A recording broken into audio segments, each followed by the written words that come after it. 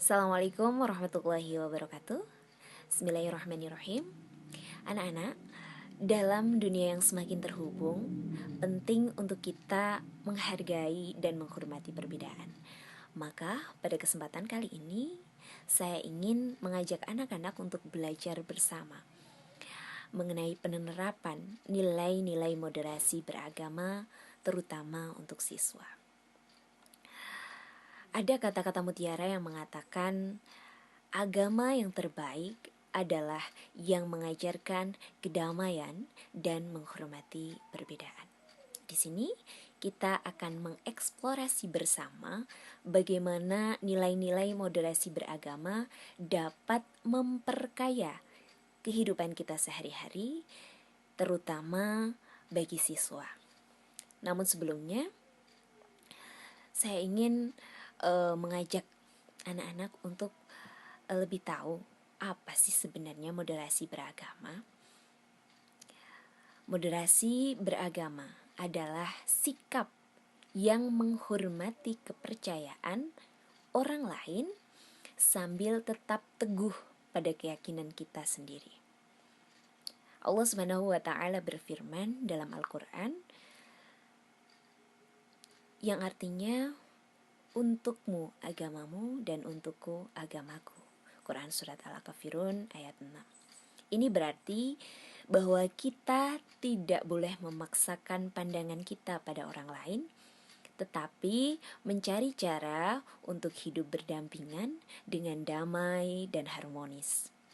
Nah, moderasi beragama mengajarkan kita untuk menjadi toleran, saling menghargai, saling memahami, dan bekerja sama dalam keberagaman.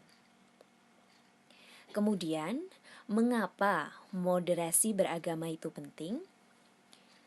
Mengapa sih moderasi beragama itu penting? Ya, karena dengan moderasi kita bisa menciptakan lingkungan yang lebih damai dan harmonis. Rasulullah Shallallahu Alaihi Wasallam bersabda, orang mukmin yang paling sempurna imannya adalah yang paling baik akhlaknya. Hadis riwayat Ahmad. Moderasi beragama membantu mengurangi konflik, meningkatkan kerjasama antar individu, meskipun dengan latar belakang yang berbeda, dan mendorong perkembangan masyarakat yang inklusif. Dengan saling memahami dan menghormati, kita dapat menghindari prasangka buruk dan diskriminasi. Kemudian, setelah kita mengetahui pengertiannya, kemudian mengapa sih penting kita memahami moderasi beragama, kemudian bagaimana atau apa contoh implementasi dalam kehidupan sehari-hari. Di sini saya akan memberikan beberapa contoh. Yang pertama, bisa dilakukan dengan diskusi kelas. Misalnya di sekolah, kita bisa memulai dengan diskusi kelas yang membahas pentingnya toleransi dan menghormati perbedaan. Kalian bisa berbagi pandangan dan belajar satu sama lain. Kemudian yang kedua, bisa juga dilakukan dengan mengunjungi tempat ibadah. Kunjungan ke tempat ibadah yang berbeda dapat membuka wawasan tentang praktik dan tradisi agama lain. Allah Subhanahu wa taala berfirman, "Dan kami jadikan kamu berbangsa-bangsa dan bersuku-suku supaya kamu saling mengenal." Disampaikan oleh Allah dalam Quran Surat Al-Hujarat ayat 13. Nah, yang contoh yang terakhir atau yang ketiga adalah kegiatan komunitas. Berpartisipasi dalam kegiatan komunitas lintas agama seperti proyek amal atau festival budaya dapat mempererat hubungan antar umat beragama. Ini menunjukkan bahwa agama kita bisa bekerja sama untuk tujuan antar sesama meskipun berbeda keyakinan. Nah, kemudian apa sih sebenarnya manfaat moderasi beragama? Manfaat moderasi beragama itu sangat beragam ya. Salah satunya adalah mengurangi konflik. Moderasi beragama membantu mengurangi ketegangan dan konflik yang sering terjadi disebabkan oleh perbedaan agama.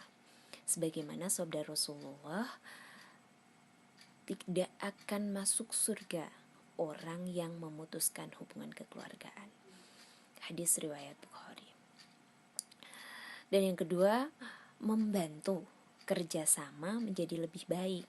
Dengan saling memahami dan menghormati, kita bisa bekerja sama lebih baik dalam berbagai aspek kehidupan, baik di sekolah, tempat kerja, maupun komunitas.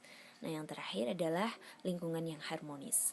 Masyarakat yang mengedepankan moderasi beragama akan lebih damai dan harmonis dengan setiap individu merasa dihargai dan diterima. Sekarang saatnya untuk beraksi. Mari kita berperan aktif dalam mempromosikan, menerapkan nilai-nilai moderasi beragama di sekitar kita. Mari kita tunjukkan dukungan kita dengan berbagi pengetahuan, berpartisipasi dalam kegiatan, dan menjadi contoh yang baik dalam setiap tindakan kecil yang kita lakukan pasti dapat membawa perubahan besar. Yang terakhir, mari kita terus membangun dunia yang lebih inklusif dan harmonis. Dan terima kasih telah menyaksikan. Sebagai penutup, mari kita renungkan kata-kata mutiara ini. Damai bukanlah tidak adanya perbedaan, melainkan kemampuan untuk menghormati dan merayakannya. Nabi Muhammad SAW bersabda, barang siapa yang tidak menyayangi, maka dia tidak akan disayangi. Hadis riwayat Bukhari.